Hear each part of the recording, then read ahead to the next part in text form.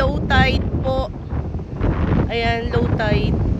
Kaya hindi kami makapag-swimming. Baka mamaya mapunta nga kami sa gitna, tapos ang ending biglang mag-high tide, diba? So nakakatakot. So mamaya na lang.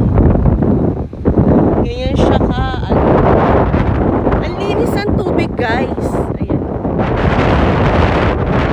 See? Ayan yung mga kasama ko.